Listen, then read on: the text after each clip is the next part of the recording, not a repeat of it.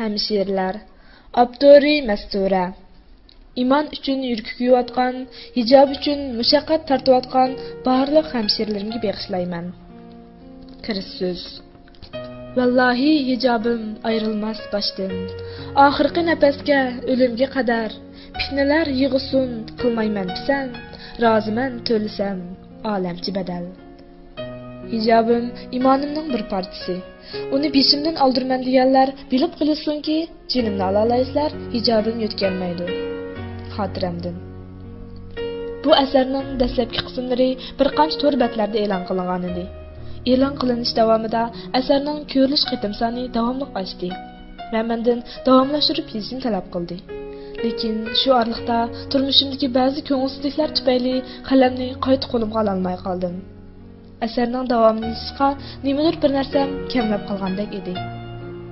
Asrimdagi Dilrabo musha asarda tilga ilingan qizlarning ichida yana ham jamiyatning ham ota-onasining kuchlik besimiga duch kelayotgan, ruhiy va jismoniy jihatda ko'p xo'rtilishlarga uchrayotgan qiz edi.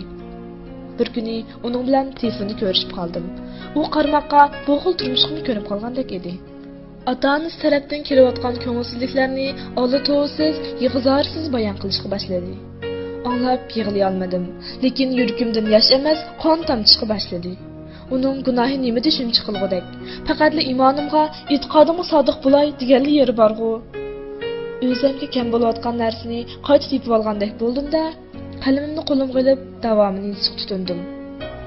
Hijobli qizlar tilga ilinsa, ko'p kishilarning yodiga qoshlarini inchik terib, chechining oldini budur qilib, yog'liqini qasdan keyniga tortib chigib, girim deganda bo'lishib qilib, qosh qapoqlarini suzib o'ltirib, sig'iz chanishadigan bekorchi qizlar keladi. Bumi o'rinsiz emas. Chunki ba'zilar hijobdan iborat bu ulug' vazifa ham ne'matning kursini shundoq tushirgan. Lekin hijobning haqiqiy ma'nosi zodi nima? Bu to'g'riliq o'yinib ko'rganlar qanchalik? Bu asrim orqali qarindoshlarni mushundoq mushkulot turgan hamshirlar uchun ozroqgina duo qilib qo'yishgan deganni maqsad qildim. Imonni faqat qo'ldan kelishini qilish, kelmagani tashlash deb tushunib olgan. Yoki qo'lidan keladigan ishni allaqanday bahonalar bilan kelmaydigan qilib ko'rsatganlarga, oxiratga ishongan, lekin dunyoni texmi muhim ko'rib qolganlarga ulgu bo'lsin deganni o'yladim. Hijobni tushunmaydigan yoki xato tushunadiganlarga tushuncha bersin, islom ayollarini haqiqiy tushunsin deb orzu qildim. Bu asarni yig'lab turib yozdim. Ba'zi chaqlarda yig'amni qog'oz yuzida ifodalash mumkin bo'lmadi. Hamshirlarim uchirgan kulfatni, arziyatlarni birma-bir yozib chiqishga qurbim yetmadi. Hamshirlarim ham yig'lab turib o'qidi. Chunki bu har bir musulmon hamshiramning hikoyasi edi. Hamshirlar. Birinchi bob. Fatima ko'zini ochganda dadasi allaqachon ketib qolgan edi. Yinida faqat opasi ko'zlari qizarib ishigan, bir nuqtaga tikilgan holda o'ltiradi. Fatima opasiga birdan qarab ketdi. Lekin opasi uning qarawatganligini sezmagandek bir nuqtaga tikilgancha o'ltiradi. Ondan namoz vaqtini o'tkazib qo'yganligini esiga olib, o'rnidan turmoqchi bo'ldi. Bu chaqda opasi uning hushiga kelganligini bilib, uninga qaradi. Opasining nazari shunchalik sovuq. Uning qarishidan qiziga ichi og'riyotganligini yoki xo'p bo'ldi, tartqulqini tartding davatganligini Fatima bilolmadi. Umi opasiga sovuq nazar bilan qarab o'tgandan keyin holsiz badallarni ko'tarib, tazliq uyiga qarab mandi. "Naymanding?" dedi opasi bo'g'iq ovozda. Fatima javob qaytarmadi. Uning endi opasiga biror eg'izmi gap qilg'isi yo'q edi. Fatima tazliq uydagi aynaga qarabla cho'chib ketdi. Uning so'l mang'izida 5 barmoqning izi shu petili chiqib qolgan edi. Peshonasi tuxumdek ishib chiqqan edi. Bilaklarimi ko'karib ketibdi. Dumbisimi og'riyotdi. Balkim ko'kargan bo'lishi mumkin. Eng muhimi, uning yuragi chul-chul bo'lib ketdi. Uning dadasi qanchalik kuchtingir odam. Uning tayoqlarini bu o'riq qiz ko'tara oladimi? Uning onasi-chi, erining, to'g'risi burunq erining qizini shunchalik vahshiylarcha urishga hoy demasdan qarabla turdi. Ajiba bular uning o'z ota-onasi ha? Uning hadisi-chi, kichik chig'da dadasi bir qatim hadisni urganda, u dadasining putiga chim eslayilib, dadasi uni tepibasimi, yana eslayilib, hadisni tayoqdan saqlab qolgan edi. Lekin hadismi bo'ldi da deyolmadi. Faqat bir bulungda yig'labla o'ltirdi. Toki u tayoq zarbasidan hushidan ketguncha. Sovuq suv uni biroz sagitdi. U muzdek suv bilan yuzini qayta yuvdi. Orqadan bundoq yuvishning sunnatga uyg'un kelmaydiganligi yodiga yetib, bilaklarini yuvishga boshladi. Tahoratdan keyin yotoq uyga kirib, yog'liq va yepintisini izladi. To'g'ri, uning yog'liqlari baya dadisi tarafidan yirtib etilgan. Hozir birmi yog'liq qolmadi. Dadisi qaychi bilan uning yog'liqlarining hammasini parcha-parcha qilib kesib o'tgan edi. Undaqda namozni qanday qilish kerak? U chamadondan tiq chiqarmagan bir yepintisini oldi. Ondan bir ish maykini oldi. Maykini beshiq o'rab, chosh va bo'yinlari ozroqmi ko'ringanligiga jazm qilgandan keyin takbir bilan namozni boshladi. U ahli yo'q dud, ota-onani qoqishib, jannat kirganini bir ko'ray. Bizni ansirtib, mushuncha qoqishib chiq namoz o'qiydi-ku. Bundoq o'qigan namozing nol ketang. Opasi sirtlik uyda bir nimalarni deb to'g'lavatdi. Fatima namoz o'qiyverdi. Har holda opasining boshqa kunlardagidek yugurib kirib, beshidan yog'liqini ilib o'tib, namozni buzib o'tmaganligiga xushal edi. Ey ulug' Alloh, deydi u duosida. Meni kofirlarning azobidan qutqizgin. Ma'u oilamdagi munofiqlarning azobidan qutqizgin. Menga hech bo'lmasa ibodatimni xotirjam qilgudek bir makon bergin. Bu yerdan maktubimga sog'-salomat berib olg'in nisib qilgin. Bu yoqchiq, sandadan gapim bor, deb to'lidi opasi. U karni qilmay, qo'lidagi kitobni qarg'ancha o'tiraverdi. Men sen bu yoqchiq dedim-ku, dedi opasi yugurib kirib, g'azab bilan uning qo'lidan kitobni yulib oldi. Mening sandadan gapim yo'q, dedi u to'van, lekin to'lim qat'iy talaffuzda. Sen men salavatsansa? Opasi qo'ldagi kitob bilan uning beshiq barni soldi. Qurib kelsin namozing, qurib kelsin undaq dining, qurib kelsin Xudoying. Sen opasiga til tekish o'rgatgan, unda Xudo lanat. Og'zingni yum, dedi u bosh kelmay. Yana dinim ishlab tortgan bo'lsang, mendek bolni tuqquniga pushaymon qildirayman. Bo'ydan chiq. Opasi yoqasini tutquncha uning qarab ketib qoldi. Balkim kichigidan tartib yo'q bo'lsa-mu, opasining holiga yetadigan kuyimchan qizining tuyuqsizlik bundoq o'zgarib ketganiga ishonolmay qilayotgandi. Baya qizining dadisiga til yondirib zo'kollash qilgan ko'rganda hayron qolgan bo'lsa-mu, o'ziga bundoq til yondirishni o'ylabmi baxmagan edi. Opasi yotoq uydan chiqib ketgandan keyin uning ko'zidan taramlab yoshlar to'kilishga boshladi. U nima degan baxtli qiz edi. Hech bo'lmasa, u o'zini shunday hisoblaydi. Ota-onasi kichigida ajrashib ketgan. Dadisi keyin qayta to'y qildi. Lekin opasi to'y qilmadi. Dadisi ular bilan oz degandimi, haftada biror qatim ko'rishib turadi. Uning oliy maktabda o'qish rasxotinimi dadisi to'laydi. Yana kelib, ota-onasi ikkilisla uni nihoyat yaxshi ko'radi. Oliy maktab imtihonida yuqori natija olib, Ishkerdagi danglik oliy maktabga o'tganida ularning qanchalik xushal bo'lganligini demayli qo'ying. Ular tayyorlikni Ishkerda o'qiydi. Tayyorlikdagi yotoqdoshlar ichida bir qiz namoz o'qiydi. To'lim adablik va tirishchan qiz edi. Yotoqdagi hammalar uni hurmatlaydi. Fatima kichigidan tartib hech qanday diniy tarbiya olib baxmag'ach, uning namoz o'qishini balkim uydagilar zo'rlag'ashqa shunday qilamdikin deb o'ylaydi. Uning nazarida yoshlik bahori urg'ib turgan, kelgusiga nisbatan orzu-umidlari to'lib toshgan bir yoshning bunday xurafiy ishlarga vaqt isrof qilishi aqlga sig'maydigan ish edi. Dilnur, juring voleybol o'ynab kirayli. Rahmat Fatima, birdamdan keyinla asr namozining vaqti bo'lib qoldi. Men chiqmay. Dilnur, kechda maktab kinoxonasida pek payz kino bor ekan. Ko'rib ko'ramdi. Bo'ldi, sizlar chiqinglar. Men bugun topshiriq ishlay.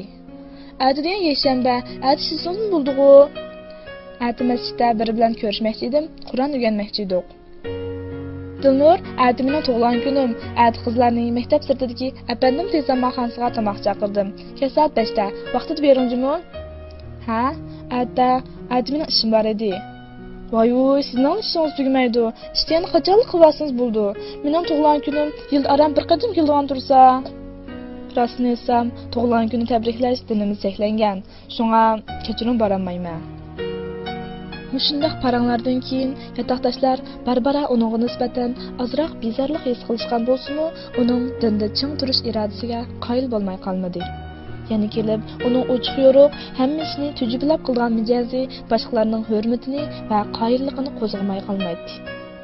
Bir yakshanba kuni u masjiddagi Qur'on o'rganishidan keyin uchisiga uzun chapandan birini kiyib, besiga yog'liq artib keldi. Ko'pchilikning uning bo'lgan hayronligi texmi oshdi. Uzun o'tmayla Ramazon oyi yetib keldi. Yataqdagi qizlar odatda dinga qilch ahamiyat bermagan bilan Ramazonda hammasi taqvodorlardan bo'lib ketishdi. Atdiganda kim burun o'rnidan tursa, u shu boshqalarni uyg'otadi. Buning sinfdagi o'g'illar oldida bizning yataqdagi qizlarni so'g'irga men uyg'otaman deb maqtanishiga foydasi bor edi. Saharda hammaylar birlikda maktab sirtidagi Uyg'ur oshxonasiga chiqib tomoq yegandan keyin Dilnurning yetakchiligida birga duo qilishib qaytib keladi. Ikki qiz yana bir vaqt namozni boshlab olgan edi. Albatta, Fatima sabtdan qolmay ro'za tutishga kirishib ketgan edi. Shug'unsi u ro'za tutishning sababini toza bilib ketmaydi. Yataqdagi qizlarning bilamizlar, ro'za tutsa salomatligi bek foydali ekan. Bizning islom dinimiz nimaga ulug'din deganlarni anglaganda bir ilohiy sezim uning badanini birdamlik chulg'ayotgandek his qiladi.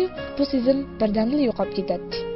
Bo'libmi kunduz uyqusirash va qo'rsiq ichib ketganlik sababidan dars va o'rganish xo'shaqmaganda u ro'za tutishdan bakli zerikadi. Ramazonning 27-kuni kechda qizlar birlikda tunamoqchi bo'ldi. Bu dal juma kechga to'g'ri kelgach, qizlar atsi xotirjam uxlab olsa bo'ladi. Ular birdam gazir chaqash uning buningdan paransoq bo'ldirdi. Ularning nazarida tunash faqat kechis uxlamaslik edi. Dilnur balkonda namoz o'qiyotdi. "Hay qizlar, Dilnur balkonda namoz o'qib so'ngib ketmasmi? Hay Fatima, chiqib chaqirib kirgina, yotoqda o'qisin. Bizim to'varak ovoz paranshayli." Fatima balkonga eng yaqin bo'lg'achqa o'rnidan turibla balkonga qarab mandi. 12 oyning sovuqi balkonning eshigini ichishi bilanla uning suyaklariga uchib ketdi. U chiqqanda Dilnur duo qilyotdi. "Dilnur, namozni yotoqqa kirib o'qi, bu yer bek sovuq-a", dedi u lablari sovuqdan titrab ketdi. "Ha, men shunday o'ylab turardim. Rahmat sizga." Dilnurning burun uchi qizarib ketgan edi. Buningdan uning qanchalik to'ng'ilganligini tasavvur qilg'ili bo'ladi. "Qizlar, bugun kecha qanday kecha bilamsizlar?" dedi Dilnur ularning yoniga kelib. "Yo'q, qizlar qaysinglar bilsizlar?" degandek bir-biriga qarashdi. Payg'ambarimizga Qur'on nozil bo'lishga boshlagan kecha. Alloh Qur'onni qadr kechasi nozil qilishga boshlagan ekan. Qadr kechasi nihoyat ulug'. Bu kechani ibodat bilan o'tkazganlarga Alloh cheksiz savob berdi. Payg'ambarimiz qadr kechasini Ramazonning oxirgi 10 kuni ichidagi taq kunlarni izlanglar degan ekan. Ko'p qism olimlar 27-kecha deb qaraydi ekan. Agar xohlasanglar, men birdan Qur'on o'qib beray. Ajab yaxshi, deyishdi qizlar.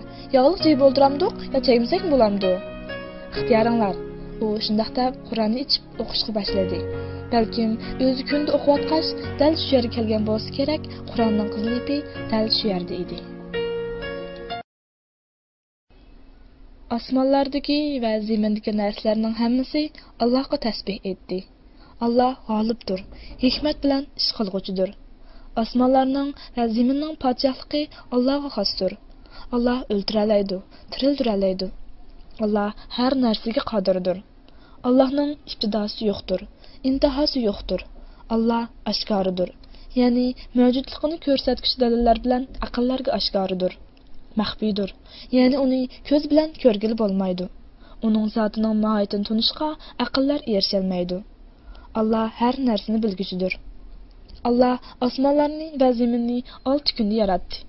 Ondan o'ziga loyiq ravishda arish ustida qaror oldi. Alloh zaminga kirib ketadigan narsalarni, zamindan chiqadigan narsalarni, osmondan tushadigan narsalarni, osmonga o'rlayoladigan narsalarni bilib turdi.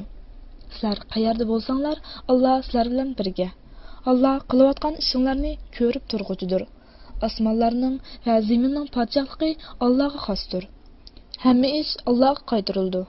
Allah kechini kunduzga kirgizdi, kunduzni kechiga kirgizdi. Allah dillardagi sirlarni bilguchidir. Allohga va uning payg'ambariga iymon keltiringlar.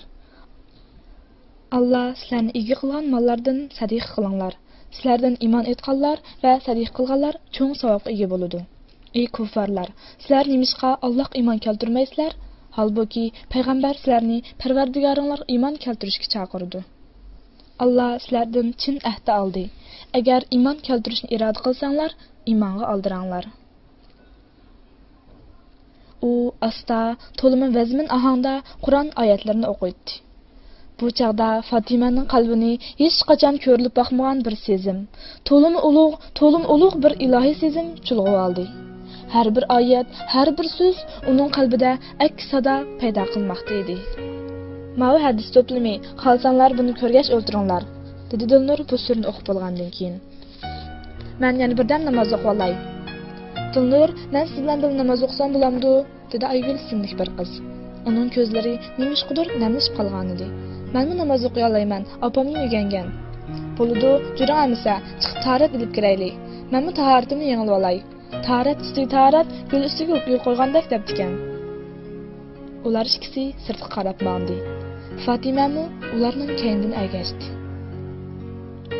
Qisqa ta'til o'tib ketdi. U ota-onasining o'zining namoz o'qishiga qarshi ekanligini bilgachga, ta'tilda o'rganish qilishni bahona qilib uyiga qaytmadi. Dilnur unga hamroh bo'lib qoldi. "Dilnur, sizga bak havsim keldi", dedi bir kuni Fatima. "Nimishqa? Siz kichigingizdan yaxshi islomiy tarbiya bilan cho'ng bo'lgan ekansiz. Lekin men islomdan butunlay yiroq bir muhitda cho'ng bo'ldim. Dadam saqchi, opam o'qituvchi. Nima o'qituvchisi bilamsiz? Biologiya o'qituvchisi. Sepi o'zidan inson maymundan to'ralgan deydigani. Dadam saqchi bo'lganlikdan azaldan hech namozga bormaydi. Hozir o'lsam, ular uchun ko'nglim yerim bo'lardi. Rasmi etsam, men sizdan ko'p farqlanmaydigan bir muhitda cho'ng bo'lgan", dedi Dilnur past ovozda. "Rasmi, biz de sizni mollamning qizimikin deb yuribdik", dedi Fatima ishongus kelmay. "Dadam Naimizning hokimi", dedi Dilnur qijil bo'lgandek talaffuzda. "Opam Noilik ayollar birlashmasining muavin raisi. Ular ikkilasi bek qizil parchoq. Mening namoz o'qiydiganligimni bilganda, dadam tas qolgan meni urib nogoh qilib qo'yg'ili. Lekin akam bilan opam ikkisi to'sib olgan. Men namoz o'qishni va islomga doir bilimlarni akamdan o'rgangan. Desam cho'qim ishonmaysiz, akam menga islomni o'rgatish uchun men nega borsam shu yerga kaynimdan boradi. Hatto diskoxonaga kirsam, kaynimdan birga kirib, menga oyat, hadis so'zlaydi. Men akamga, "Bo'ldi aka, avar bo'lma. Bu dunyodagi hamma odamni namoz o'qiydigan qilvasanmi, meni qila olmaysan" deydim. Kim o'ylagan, benda mumkin emas degan ish Allohga mumkin ekan. Bendiga tas ish Allohga oson ekan. Mushundaq akam bo'lgandan bak faxrlanaman. Uydagilar mening yog'liq silib o'ranganligimni tex bilmaydi. Kim bo'ldi, biz nimalar bo'lib ketishni. Lekin Alloh cho'qim yordam qildi. Akamga qarab turmaydi. Inshaalloh. Fatima hayron bo'lguncha turib qoldi. Mavi ko'zlari o'ynab turadigan, to'limi chiroyli, lekin oddiy sadda, qilcha haqoratlikni bilmaydigan qiz Noiya hokimning qizi ekan. Namoz o'qish uchun shuncha mushaqqatlarni tortibdi. Teg'i bu qiz diskoxonaga kirib boqqan ekan. Bunday gapga kimning ishongus kelsin? Men ishkirdagi maktablarda qandoq kiyinish bilan kori yo'qkan deb anglab bu yerga kelgan. Burundil o'rang'im bor edi. Alloh muslimalarni bu shunday o'rnib yurishga buyurgan emasmi? Dilnur, mushunda qilish sizga arzimdi? Bak jafoda qopsiz. Qarab texi tayoqmi yeyapsiz? Tayoqni kunda yeydim. Dadam meni urib, erib ketib, to'xtab qolgan chog'larim bo'lgan. Urib to'xtaganda kirib namozimni o'qiydim. Oxiri opam, "Bolni yana urdigan bo'lsang, sen bilan ajrashmaran" to'xtatdi. Bilman, dadam meni yaxshi ko'rdi, lekin amaldorlikni mendan bekrak yaxshi ko'ramdikan deyman. Men Allohdan to'xtamay duo qilib tilovatman. Allah xolsa, dadam cho'qim haqni tushundi, hamon bir kuni. Lekin men namozimdan, iymonimdan ketishni o'ylab boqmadim. Sahobalar dastlab iymon etganda qanchalik jabbo tortgan ekan bilamsiz? Bir sahobini hatto cho'g'ni yerga yetib, shuning ustida dumiltib ekan. Bir sahobini Makkaning tuxumini qo'yib pishiradigan qiziq qumga yotqizib, ustiga ig'ir toshni bostirib qo'yibdi ekan. Ba'zilarini noit vahshiy holda o'ldirayotgan. Lekin ularning hech qaysi iymondan kechmagan ekan. Bizdan ming asl ig'ir kunlar turibmi, iymondan qizlik yonmagan odamlar ko'rmang. Haqiqatni tushuntirmoq oson emas. Shu kun kechda ular maktab sirtidagi tezamaxonning xo'jayinining taklifiga binoan ularning uyiga bordi. "Baldiroq kelinglar, kino qo'yib berman. Uyg'urcha kino yig'ilgansizlar qachon?" degandi u ayol telefonda. Ular asr namozi bilan yetib kelishdi. Ular kelganda uy egasi ayol tahorat ilib, ular bilan birga asr o'qish saqlab turgan ekan.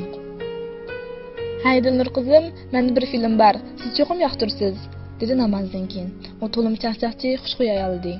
"Buni ko'rgach turinglar. Men qo'rimni qo'rib, pilti qilib tayyor qilib qo'ygan. Lag'mas deb kiray. Bizmi qarshamdiq? Bo'ldi, sizlar ko'rgach turinglar." Uning bergini Turkiyaning dаңlıq hikoya filmi Daniel Kelin edi. Dilnur bu filmni ilgari ko'rib bo'lgan ekan. Fatima bo'lsa anglabmi baxmagan edi. Kino boshlanishi bilanla u kinoning ichiga kirib ketdi. Kinodagi Xadija Jeynamoz ustiga birinchi qatim chiqib yig'lab ketganda, umi o'zini tuta olmay yig'lab tashladi. Ayni chaqda uning vujudimi shundoq silkingan. Shundoq bir hayajon uni esadatgan. Lekin nimishqidir yig'lay olmagan edi. Bugun yurgining cho'nqur qatlaridagi andishlarini, Allohga bo'lgan muhabbatini mushu yig'isi orqali taskin topqizmoqchi bo'layotganda qiladi. Kino tugagan chaqdimi u Asiyada kinoda. Yana oxiri bormikin degandek ekranga qarab ang'viqib o'ltirib qolgan edi. "Turinglar, sham o'qiyli", dedi sahibxon ayol. Sham namoz o'quvchi uning vujudi yana bir qatim larzaga keldi. Xuddi Parvardigorning oldida namoz o'qiyotgandek butun vujudi bilan namozga berildi. "Hada, bu abayingiz bek chiroyli ekan. Menga obdalla keldi. Men kiysam bo'lamdi", dedi u namozdan keyin tartinibgina. "Bu ko'nrab qoldi. Bu yil yurtdan akelgan yangi bir bar edi. Shuni beray. Namoz o'qigan kentdingiz?" "Yo'q, men o'rnargandim." "Mashalloh, nimagin cho'ng xush xabar bu. Ammo men sizga bir necha yog'liq beray. Keling, o'zingiz tanlaylang." "Qarang osmonga, nima degan go'zal", dedi Fatima beshini ko'tarib osmonga qarab. Bu chaqda uning uchisi abayi beshida yog'liq o'rilish bo'lgan edi. Odamning kayfiyati yaxshi bo'lsa, osmon mushuncha tumonliq bo'lsa-mu, go'zal ko'ringan-a? Tuyuqsiz o'rnishni o'ylab qoldingiz-ku. Bilamsiz, tunji namozimdan keyin shu chog'dagi bir xil ko'ngil aramchiligini zotli qayta topolmadim. Toki boya av kinoni ko'rgandla, o'zimni nimaning kamligini bayqadim. Fatima bularni o'ylab yetib, allaqachon sham namoz bo'lib qolganligini bayqadi va o'rnidan turib sham namoziga tayyorlik qildi.